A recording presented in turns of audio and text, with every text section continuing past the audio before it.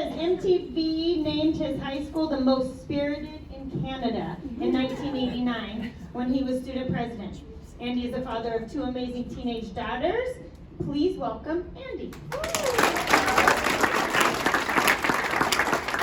Come on back, I gotta teach you something I teach the kids. So when we're talking about inclusion, we're talking about having fun, making inclusion fun. Boy, did Joy make inclusion fun. I had to stop her and said, oh my gosh, so you're gonna come see my assemblies tomorrow? Because my second assembly tomorrow is called Initiate Inclusion by Invitation. Inclusion is seeing differences without seeing the difference, is my statement tomorrow.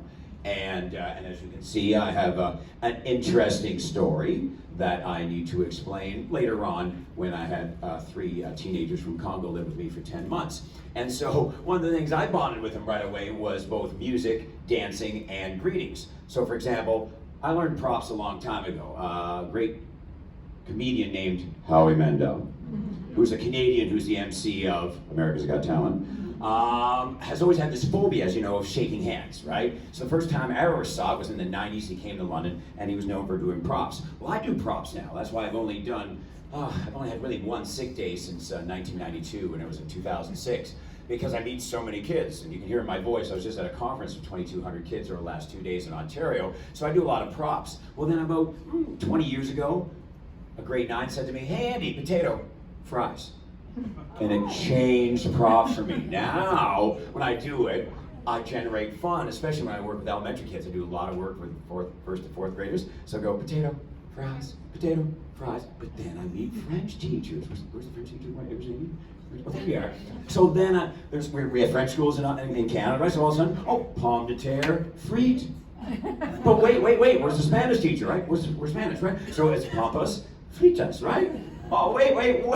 In Canada, the third most spoken language is Punjabi now. My next door neighbors are from Punjab province. So that's aloo, fraya. Wait a second, we're having fun and we're also becoming inclusive at the same time, aren't we? We got a few more for you. Chicken, fingers. Apple, sauce. Solid, liquid. Science teachers love that. Pumpkin, pie. And of course my favorite, squirrel. And I always get that reaction, oh. I don't even know what the reaction is. What you actually do, once they get in on it, is you lock eyes, squirrel, and you run up my arm at the same time. Ready? 1, 2, 3, squirrel. Yeah, I've now found her phobia. Hey, disturbing, give me a nice round of applause. Thank you so much. Let's have some fun. My nice little summary of my life. And you know, I don't just talk about school spirit, I do live it. For the first time in 25 years, my high school won our district football championship, sending us to the provincial finals last year. I love school spirit, and I still have it as a part of my life. I was just at my old high school 2 weeks ago doing free programs, and I'll be there next week. And so, when you're in London, our London, we say this all the time. London, is it London in Canada? Yeah, we're halfway between Detroit and Toronto. How many now know where I'm from? Yeah, you say. In fact, we say it so often, you can actually buy it as a shirt.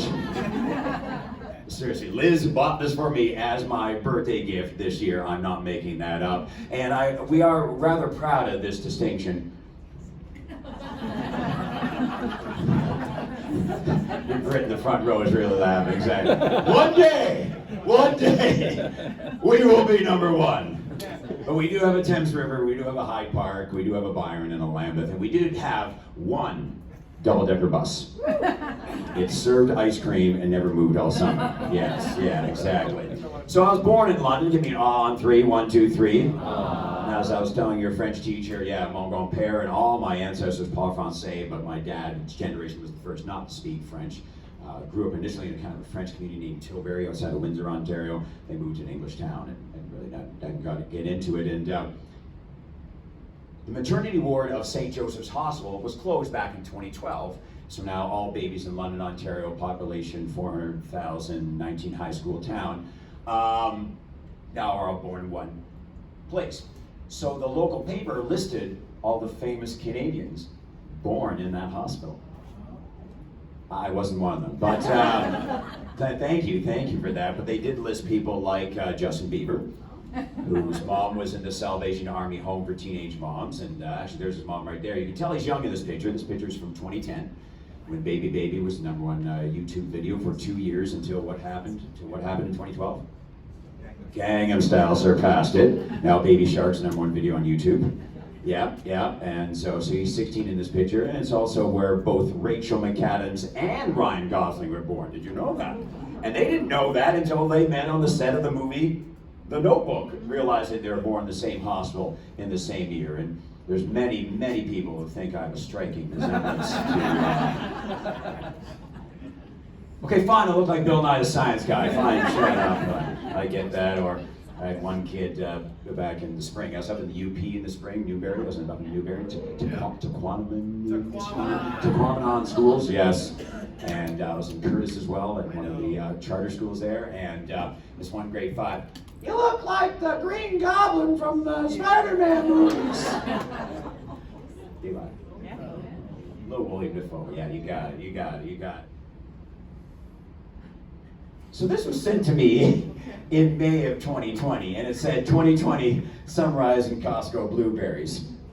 I then added 2021, and then when Omicron hit in January of 2022, I hit that as well. And I want to just end with, I know it's been tough, and that, I don't know about you, but what this guy's plan was eating blueberries. And the last 3 years have thrown that off, right? And I went from that, energy, fun, 11 days later. In one of the coldest Aprils, anybody could remember that. April of 2020 was cold.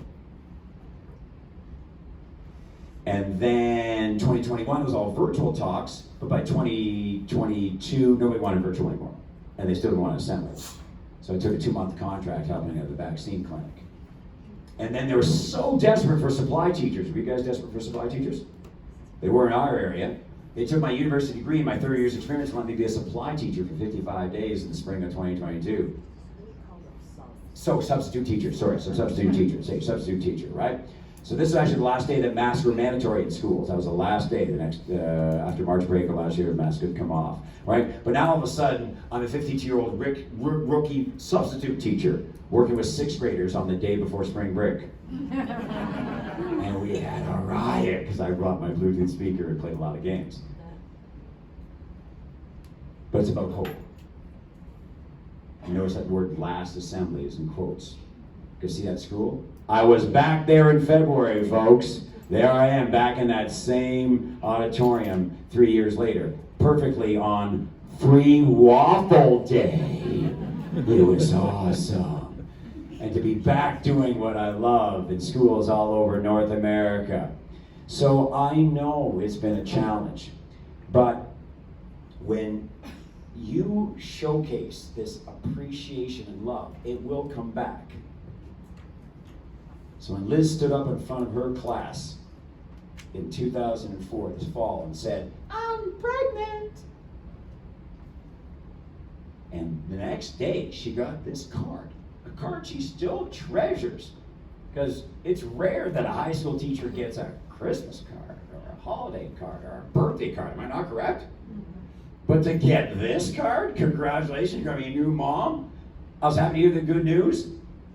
Enjoy the miracle. Give me an on 3. 1, 2, 3. Aww. Is that not like literally one of the sweetest cards you've ever seen? And as you know, those of you who are parents, when you're an educator, you're so different than other parents. Because normal parents, when they're having a child and they're thinking about names, they got one list of names they are considering. Am I not correct? But educators, you have a second list. Am I not correct? Names you would never burden your child with, right? And I tell you this because Liz shows me this card, and I know you're picturing the child that created this card, right? A 12th grade girl in the play in your social justice club who's right now down there handing out food, correct? But when I tell you it was a sophomore boy named Andrew Larson, give me an on 3. 1, 2, 3, who took 9th grade, I'm not going to go to university level French and never take French again type of kid. Give me an on 3. 1, 2, 3. Who just, in 9th grade, my Liz had said, "Oh, I got this really nice kid in my freshman class, he's great, this is awesome." So she shows me this card, she said, "If we have a son, I'm okay with naming him Andrew." Oh, after me? No, after my favorite student ever. In other words, I end with, who would you name your child after that you've been touched by in your years here? I'll tell you something, I was really excited to come back to your community. I remember the rendezvous and the town show and the yell night and the second spirit week against Dow, and just I wrote down about Monique, I said, so much energy and hilarious. I'm right on her. Yeah. And I took that same vibe from you right now. Thank you for welcoming me into your community. I look forward to spending more time with you tomorrow. Thank you so much. Thank you. Thank you. Let's give Andy one more round of applause, please.